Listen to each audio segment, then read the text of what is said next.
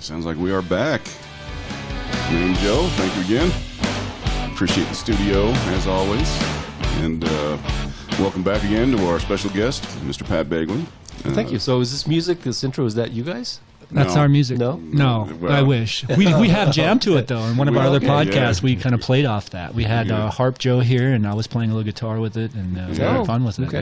Harp Joe stole the show, though. He did. I've got one of our jam members is a neighbor just across the street, and he plays the best harmonica I've ever heard in my life. He's got a briefcase full of them. Oh, wow. And so he heard the intro, and he just reaches around and grabs like a D harp or something like that, and just blew the doors off of the intro. Man. It was Our intro was 5 minutes long. It was good. Yeah, check out the Harp Joe podcast. But today we are here with Pat Bagley, my new favorite editorial cartoonist. I might even get a subscription to Salt Lake Trib just so I can so I can support. Oh, there you go. Yeah, there you go. Say, there you go, Salt Lake Trib. He does bring in subscriptions, believe it. Indeed. Believe it, it's true. Indeed. And the man's internationally known. And I guess the first question is, and I think I know the answer to this one, is you're so well known, and I'm sure you've had numerous offers, but do you stay in the Salt Lake Valley because the ground is so fertile here? Well, it is kind of made for me. I grew up LDS. I was born in Utah. I'm a fifth generation Utahn, so my roots go pretty deep. The wagon train, even back in the day? Yes, in fact, there is my great-great-great-grandmother is buried on the plains because she got cholera on the way out here. Okay. Wow. Yeah. Wow. And my great-great-grandfather had a horse farm out here, and I'm not sure exactly where it was, but we've been here for a long time. Wow. Okay. So you did serve a mission for the LDS Church. Yeah, so I, like I said, my parents told me I could go anywhere, but they would only pay for BYU. Yeah. So I graduated early from high school, went to BYU for a couple semesters, and then I did my mission, and I was called to Bolivia. And Bolivia was like a 2-year camp out. Conditions were fairly. That's interesting. Early 70s, roughish? Yes, early 70s. And if you're growing up in Southern California, privileged, white, and you go to a third world country like Bolivia, which was the second poorest country in the hemisphere, right after Haiti. Wow. So it was an eye opener. But it was good. It was something that I got to know a different culture. I got to learn how to speak a different language. It was hard in a lot of ways. Mm-hmm. The whole thing about believing authorities, and that was always hard with me. Oh, and I had amoebic dysentery. Really? Oh, yeah. Wow. That's a good cartoon. So it was an experience, but it was not one that I regret. I learned. Sure, yeah. Mm-hmm. Well, haven't we said on this podcast that traveling is one of the best ways to educate yourself?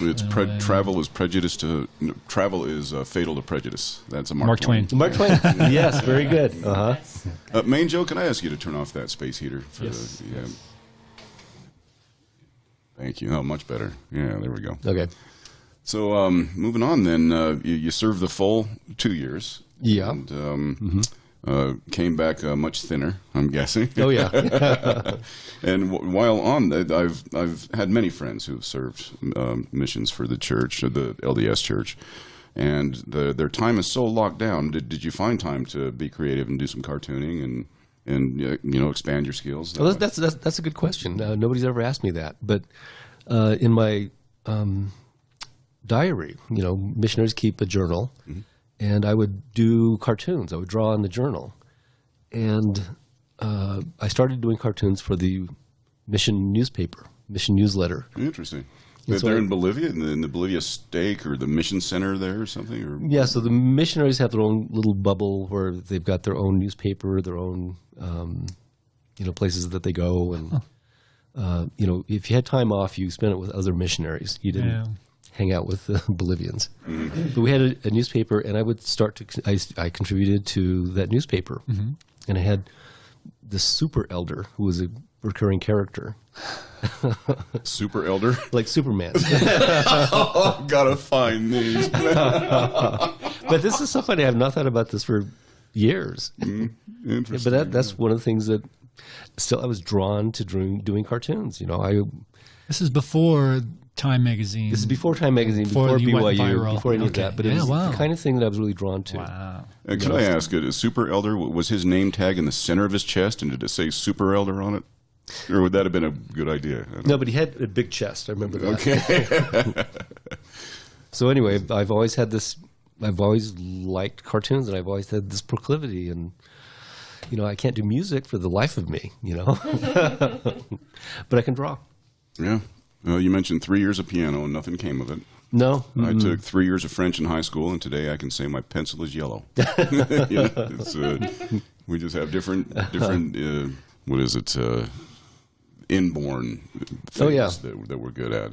A number of our jam friends I've known one of them I met the first day of kindergarten, and he's one of these guys that can just pick up a conga drum or a guitar, and it just flows. It just comes right out, and he doesn't work at it. And it's not what I did. I've got to go to the YouTube video, and then another one, and eventually, I think I know about 8 chords and 5 songs all the way through. But, well, what are your plans then on the rest of your career? Are you going to stay at the Trib for?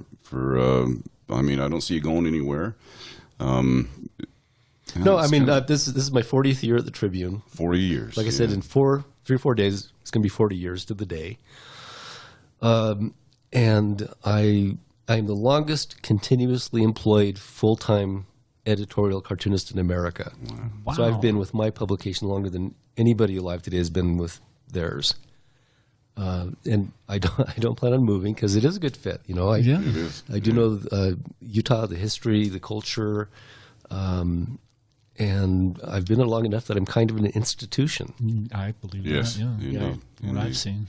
Yeah. So with, there's been so much shakeup in print media. Yeah.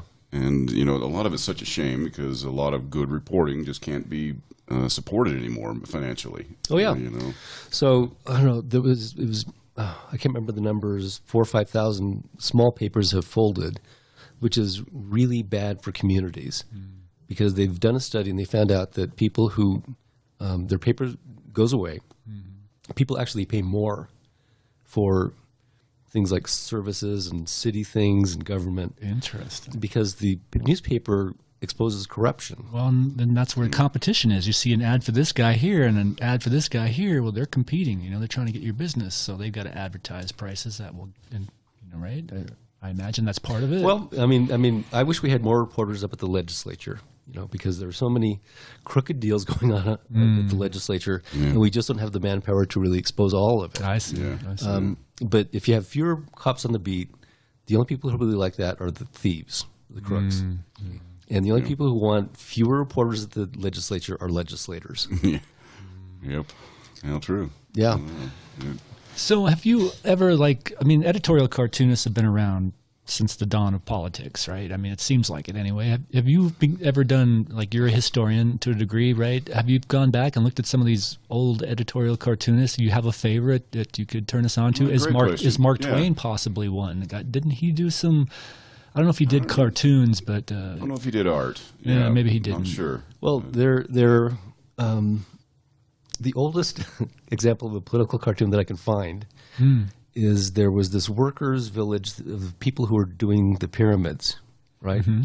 And these are the artists and the craftsmen, and they would live in these places for 6 months out of the year when they weren't doing their crops, and they would build pyramids. And they'd work all day on the pyramids, and they'd go home, and then they would do naughty stuff. Apparently there was this one picture of the pharaoh being buggered by the vizier. Oh, boy. But it was this sketch that somebody had sketched out there. And that all day long he'd been doing this great stuff about the pharaoh and how great his life is. And he goes, oh, no, we know what's really going on. And so that's the earliest incident of a political cartoon that I can find. And listeners, buggered is a very bad word. It is a very bad word. But, he's making a political comment. Right? Yeah. And he's saying, this is really what's going on. And do you remember the year this was? 1700s, I'm going to guess. Well, this is what, 4,000 to 5,000 years ago. Oh. We're talking about the pyramids, right? Yeah. Okay. Well, okay. Wow. Okay, but again, this is something that was found in this village where the people worked. Get out. And That's it wasn't going to amazing. be. I mean, they did this in secret, right? Wow. I thought you were going to say they did this on the side of a cave wall. Yeah, or was it chiseled on the shoulder blade of a cow or something? How did it last In that the dark long? corner of the pyramid, he's got this cartoon. Oh, wow. Give some context to that. How did they find it? What was the material it was found on? Oh, it was rock. I mean, they're all day long chiseling out the rock, doing these bas relief of the pharaoh and his friends and this kind of stuff. And then they go home and, they got a few minutes, and so they scratch something out on this piece of rock. Wow, That's amazing. that's stunning. So do you have a favorite editorial cartoonist from I'm sure you have a group of them. maybe there was, Can you put inspired one you, at or the top? kind of you look up to in a way? Or There's Pat Oliphant, and he's kind of a contemporary. He was doing cartoons in the 60s and 70s and 80s. Okay. And he's one of these cartoonists who really did a lot to bring down Nixon. Okay, I'm going to look him up. Oh, yeah, his stuff is great. He's got the little character in the corner, the little penguin that usually has a side comment. That's how you can kind of recognize Oliphant stuff. But his drawing style it's just gorgeous. It's absolutely wonderful. Wow. And the guy's a genius. Okay. Oliphant, I don't know if it's the same one, but when I go through Kegel and I look at all of them, not just your stuff, I look at other cartoonists, and there's one that stands out for the artwork that is so detailed and intricate that I'm thinking it would take a month to draw this stuff, the way that he did it.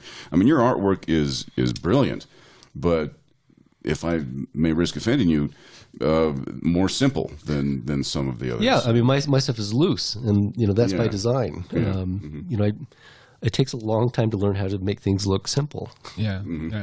But I do get. I like the caricatureness of your drawings because it kind of brings out the personality of the people more. It exaggerates it. That's what I'm going for. Yeah. You want to get the gesture, you want to get the expression, Right. and the rest of it is just filling. Yeah. We mentioned Orrin Hatch not long ago during the chill session, and how you make him look crypt keeper. If I may. Another favorite of mine is how you would draw Rick Perry. Just a small head and a giant white collar. Oh no, you're thinking of Pence. Pence. Yeah. Oh, I thought Vice it was President Rick Perry Pence. too, though. I've seen you do that. No, during the- Pence has got that white hair, but if you look Small at I remember looking at this picture of Pence and Trump when it was during the inauguration, I think, and I go, Pence has got this little tiny doll head, compared to Trump, who's got this just big fat. That's true. It's a good observation. But if you see a picture of them together, look at Pence's head, and he does have a little tiny. I probably won't be able to not see it now. Okay, that's why I do the cartoon that way, because now you're going to go, oh, yeah. He's a Q-tip in a suit. Really. Yeah.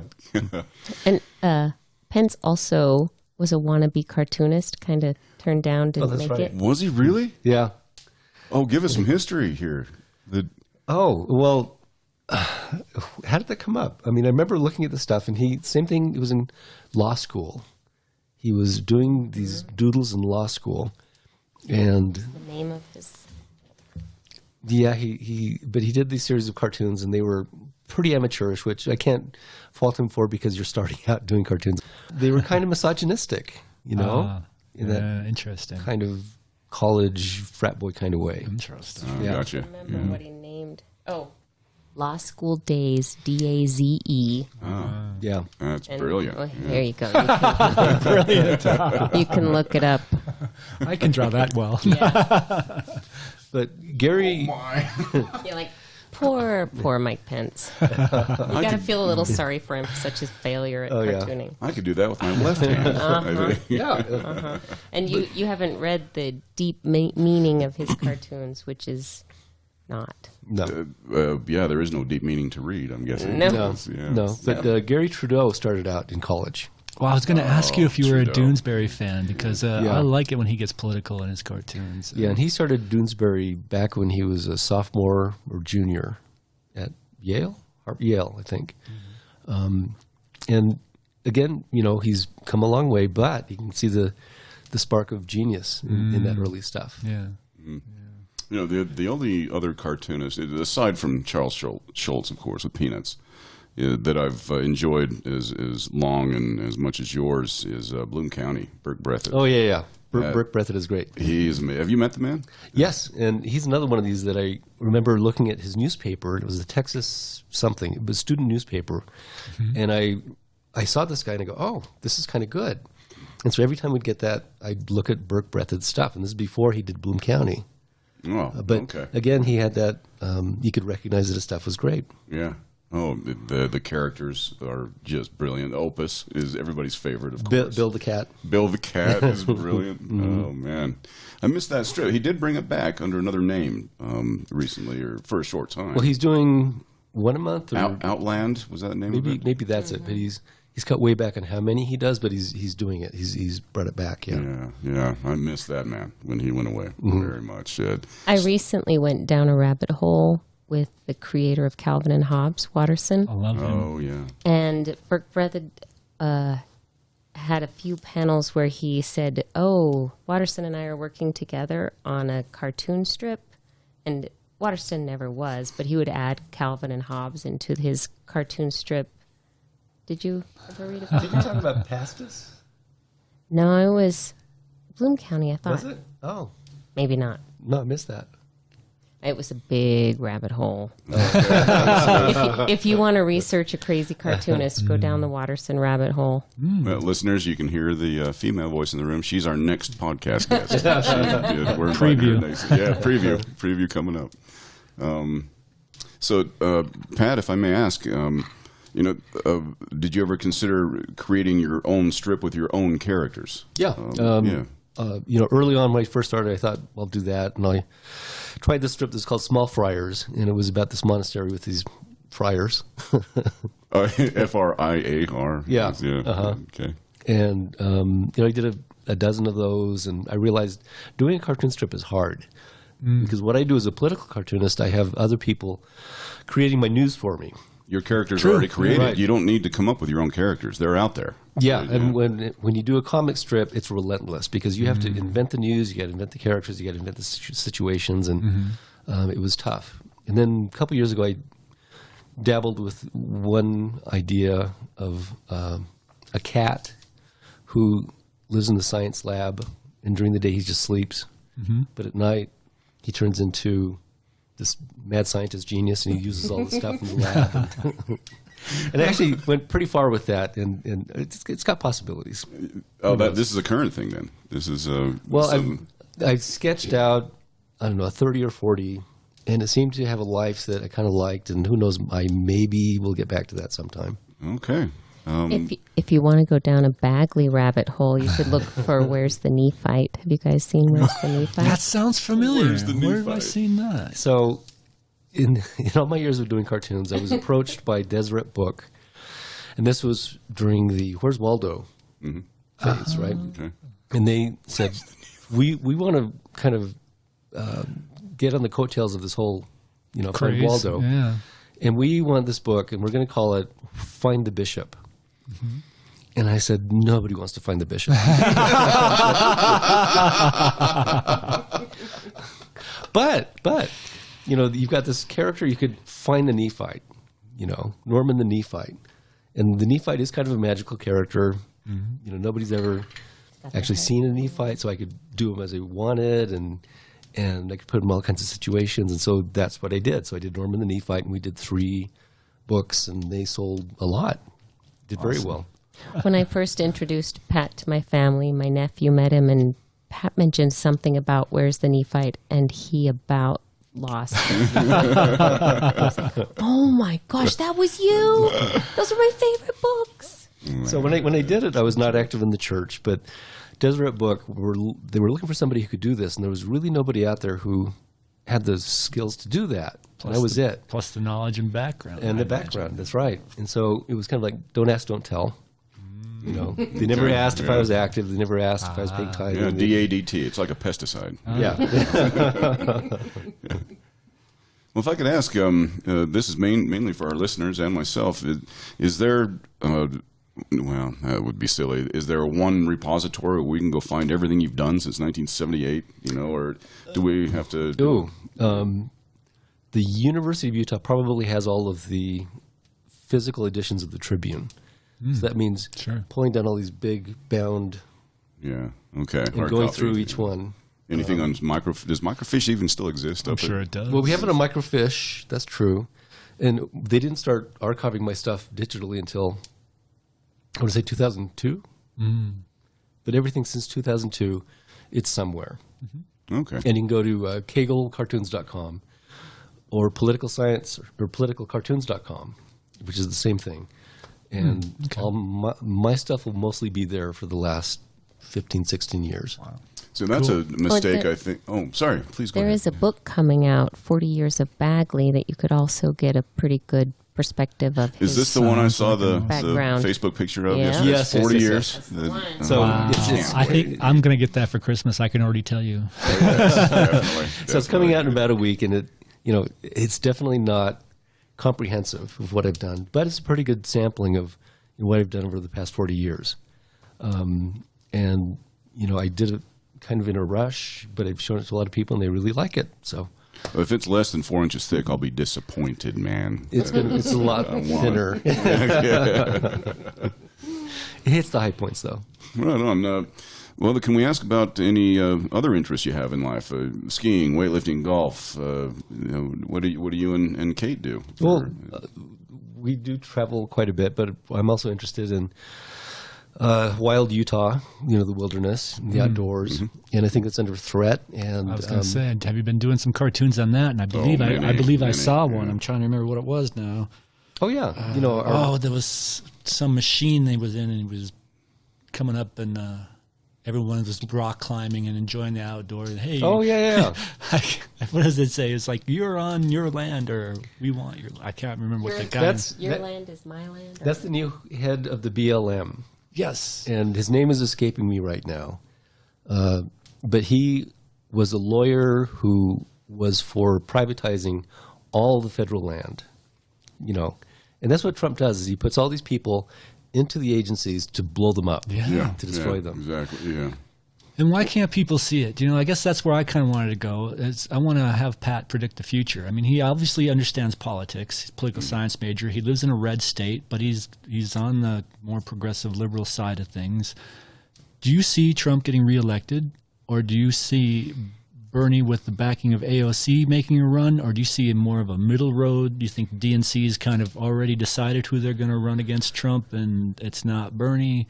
So let me see if I can kind of talk my way through this. But things started going bad with the advent of Fox News. Yeah. And before then, we were talking about how we had a couple of news networks that we listened to and that we could trust, right?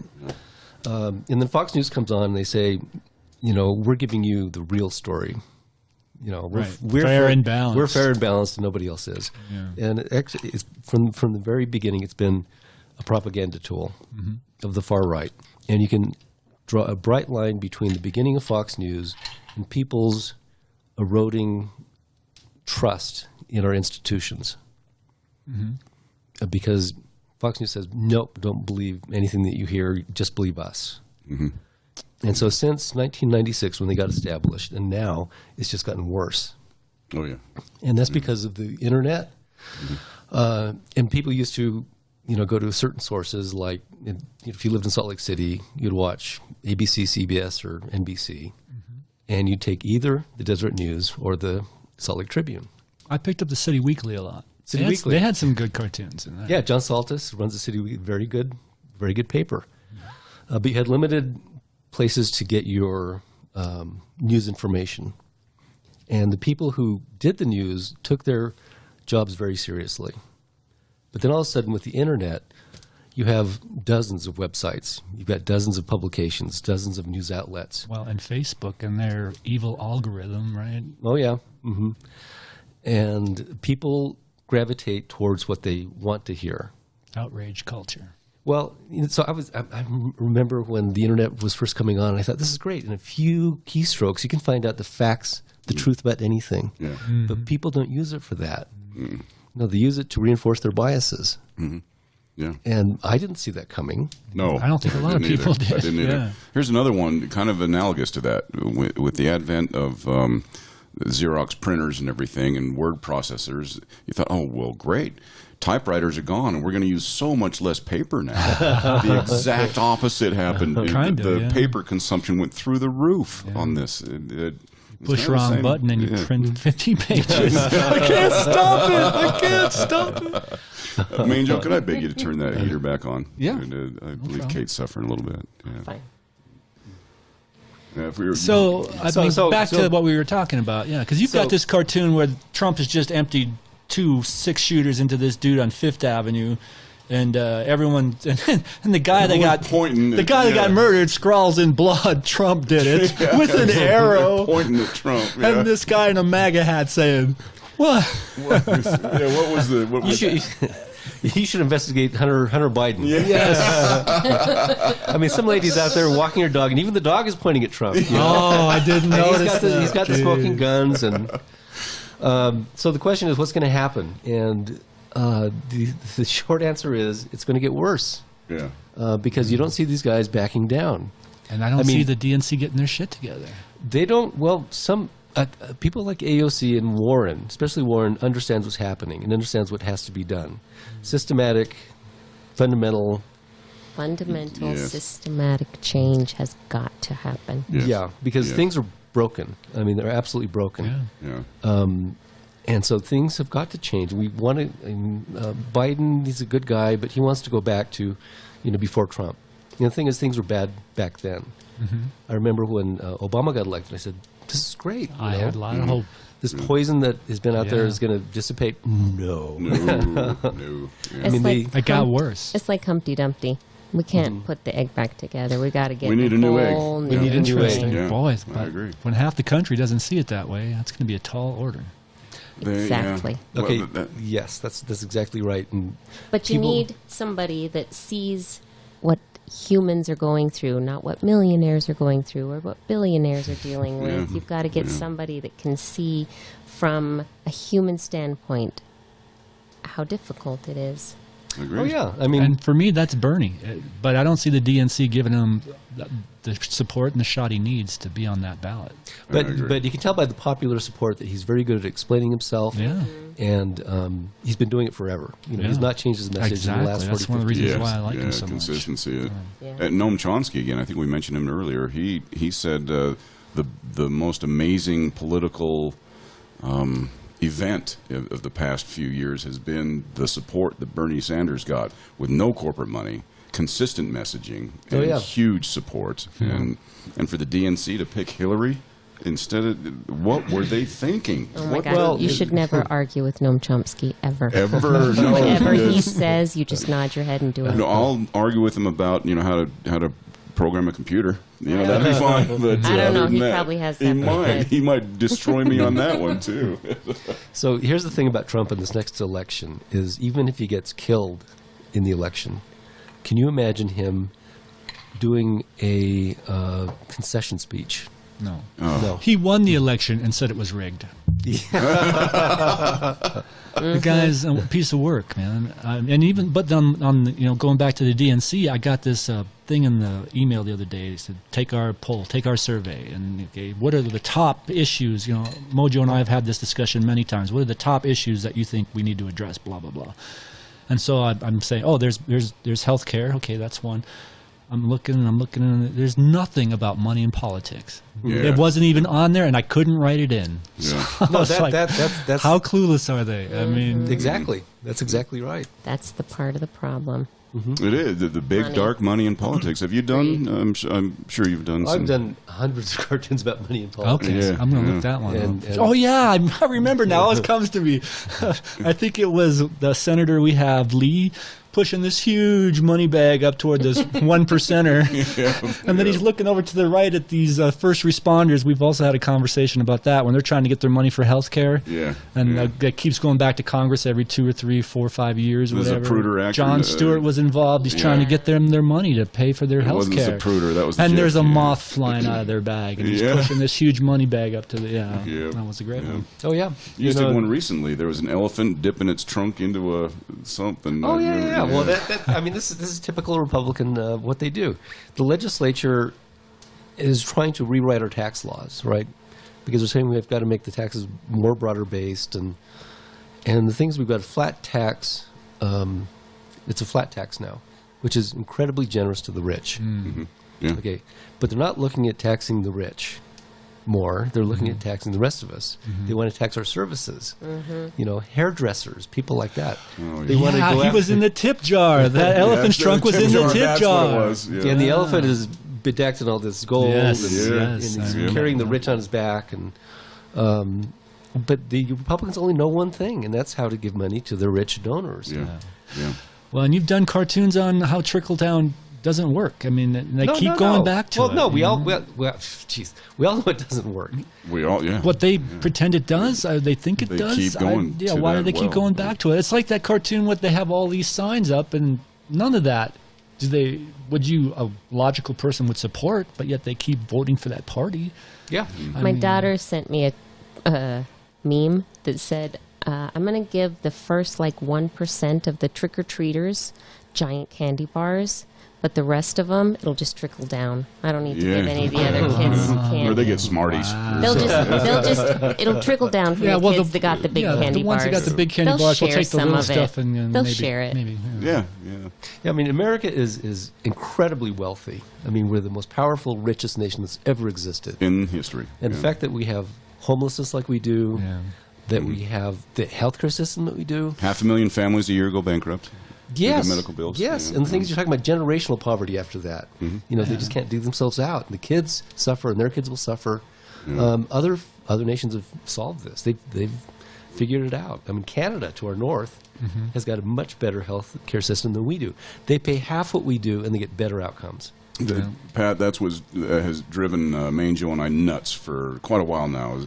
We have some very dear friends who are conservative, and as soon as we say, Bernie's healthcare plan, man, we got to go for it, we got to do it, and they all, well, who's going to pay for it? That's the first question, and then Maine Joe and I try to say, do you realize we're already paying for it? Yeah. And it would cost less. It would take less money out of your paycheck every month if we went universal health services. It just doesn't register. And that's why, again, your work is so valuable that maybe one day, after you pound hard enough, some of these will wake up. Some of these people will wake up. But what about all those health insurance executives? Oh, those poor guys. How are they going to make their money if we I close don't down know. And health that's insurance? That's the point You they're gotta pushing. worry It's about crazy. them. And I used to be a Tulsi supporter. She was the first campaign I ever contributed to. Now I'm contributing to Bernie only, but Tulsi for a while there was. I thought, man, she could be a great president.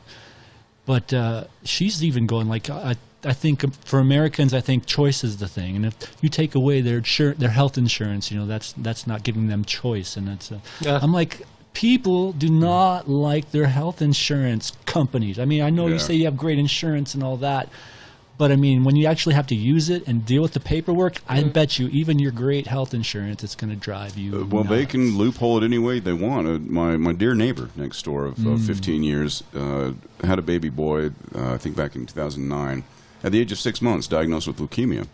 And this man was an accountant with Xerox and had all the coverage, all the health insurance and everything, and then got a bill in the mail for $62,000. Yeah. And had to go hold a silent auction and a $50 plate dinner that we all went to help him defray these costs.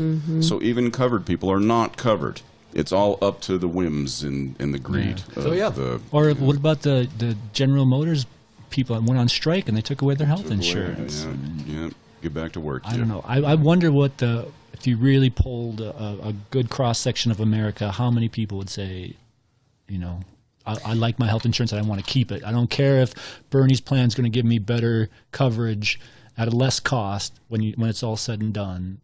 No, nobody loves their health. That's what I believe. Yeah. I mean, I don't know why they push this point. It seems to be working for them. I mean, why would Tulsi say that? She's smarter than that. I mean, The thing she's is, just playing the game. Ben McAdams is a good guy, but he's probably getting a lot of money from the healthcare industry, and it's what they did with Matheson, where he was getting.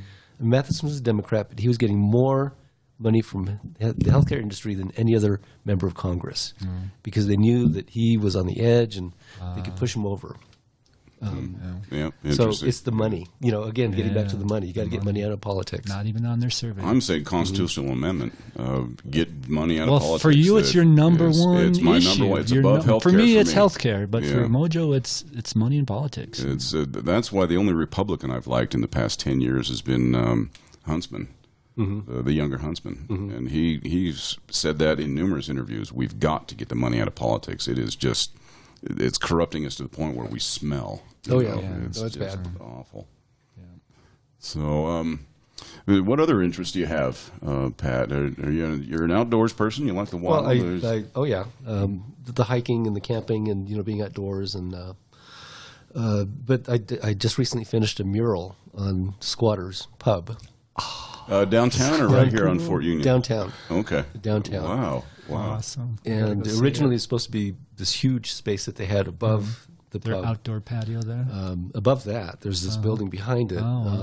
But that didn't work out because they were going to do something with Expand their keg. Earthquake-proof. Expand their brewery. Earthquake-proof. So even if I'd done something up there, they would have covered it up. So they gave me another space, which is right on the side of the building, on the east side. And I go, yeah, I can do that. It's great. And then I get up in that cherry picker, and I realize I've got a fear of heights. Face goes, are you okay up there, Pat? So I do this thing. It's 25 feet tall, and it looks pretty good. I'm really happy with it. Can our crack researcher show us a picture of it? Yeah, thank you. Automatically. Oh, yeah. Cool. So doing a mural was a lot of fun, and if that comes up again, that chance, I'd be happy to have somebody else paint it. But I would love to do the design. That's awesome. Oh, wonderful. Yeah. Cool. So how much time do you spend? Do you go into the office every day, or do you just kind of work from home and send in your work? No, I go into the office. I don't have to, but I like to get the response from people at the office. I need that interaction. Sure. Yeah. So that's helpful. So I go in every day. Okay, very nice. And how much time do you spend up at Capitol Hill? Do you have to meet these people you're caricaturing? Oh, back in the day, I would spend a lot of time up there. Now, maybe I'll visit maybe once during the session. Okay. But you kind of get a feeling for what it's like. Yeah. And the thing is, they're insulated. Oh, yes. They've got an underground parking garage, so they can go from parking underneath the Capitol to up to their offices, up to the chambers, and they don't actually have to see anybody. Yeah, they don't have to encounter that prick Pat Bagley at all. There you go.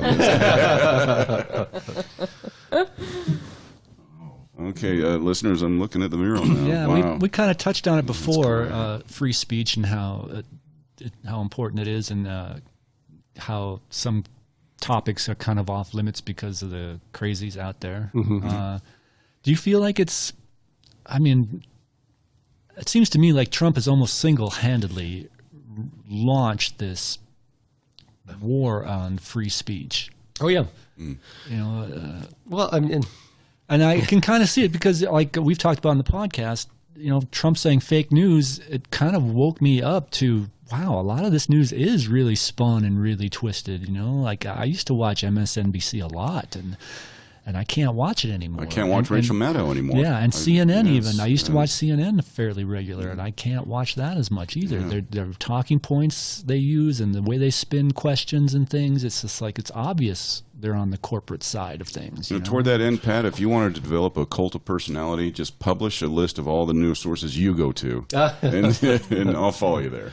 But then we also talked about how there's so many different smaller sources, and people can publish whatever they want, true or not. Oh, yeah. Yeah. So how do we negotiate this free speech? We want free speech, at least I believe we do. But when it gets so easily twisted, slanted, you don't know what's true anymore. How do you navigate? I don't know. There are certain people who are fairly intelligent, and I think they should know better. Yeah. But still, they believe this kind of crazy stuff. Or, no, even worse, they will say, I'm not going to believe any of it. Yeah, no matter what. Yeah. No matter what. I'm not believing any of it. And I'm not going to get sucked into blah, blah, blah. But that's not quite right. Fox News is just poison. Pure poison. Indeed. MSNBC, CNN, not good. but definitely not as bad as Fox News. Agreed. But again, I don't watch TV because that's the wrong way to consume news. Yeah. So I get it through articles. And So print media maybe seems to be a little better. it is much better. Yes. Okay. Yeah, definitely. I gotta start reading more maybe. But the question is, what's going to happen? I don't know. I think things are kind of nuts. I mean, it's not like we can regulate it, right? I mean, Nope. so it's a matter of what resonates with you, I guess, and you hope that it's the truth. Well, and the thing is, printing lies is exciting and it makes money. Indeed. People want to hear this. Well, and how much of it, I haven't studied this very much, and I might be spouting my next few words just from headlines I've read, but how much of the advent of Fox News, Breitbart, these fake news websites, draws back to the fairness doctrine being eliminated by Ronald Reagan back in '86. I think it was '86. I'm not really up to speed on the whole fairness doctrine, but there is kind of a connection there. You couldn't knowingly lie, and apparently Fox News went to court to say, yeah, we can. Yeah. It's freedom of speech. Freedom of speech. And I'm pretty much a free speech absolutist. You should be able to say what you want to say. I kind of am too, even though it drives me crazy sometimes. Yeah, And then, I don't know. I don't know what's going to happen. Yeah. People have got to get smarter about what they listen to.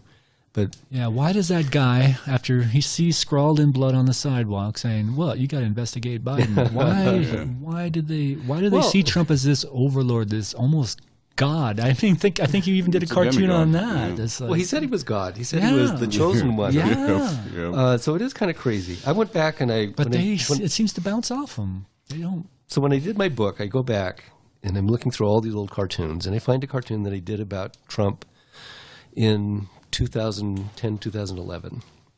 And he's an absolute buffoon, even back then. Yeah, I believe so. And there's another cartoon, 2012, where Romney's chasing him for his endorsement, and it's called Jackass 2. But to me, it's been obvious that the guy is just a malignant clown. From the get-go. Well, like I'm telling Mojo, even back when he came out with the game Billionaire, I could tell he was a clown. I can't remember how old I was when that game came out, but I mean, and I'm not the most intelligent guy in the world. This is the Average Joe podcast. I don't pretend to know. Well, somebody explained to me that The Apprentice was on air for 12 years? 12 years? Yeah. 12 years, that sounds right. I think so, yeah. And so people got familiar with that face, got familiar with that whole affect, got familiar with the whole persona. And even if it's just fake. Power of the media. The power of the media. People see that and they go, oh, this guy's, he's a businessman. That's why I think we just need to get your cartoons out there more. We need to get them, spread them, share them. There we go. Okay. Come on, people. I'm going to get a seagull tattooed on my forehead now. Picture. Maybe on my shoulder. That would be cool. Yeah, I love seagulls for that. I just love... If you guys will excuse me for a second, I'm going to refresh my cocktail. You know what? We can take a chill session. We're at 43. Yeah, can we do one more session? Use a little break. If you guys can stick around, we'd love to have you up for another session. If you can't, whatever that's your curfew totally is. cool. Yeah. Thank you so another much. 20 minutes? See. Yeah. We'll see. That would be great. And I can go to the bathroom? Yeah. You got it. Yeah. All right, that was another session with Pat Bagley. We're hoping to have him back for one more. One more? And thanks for joining us. This has been fun. And check out Pat Bagley's cartoons on the interwebs and share them. At saltlaketribune.com, sltrib.com, or Kaggle. They're everywhere, listeners. Go find him. And thank you for joining.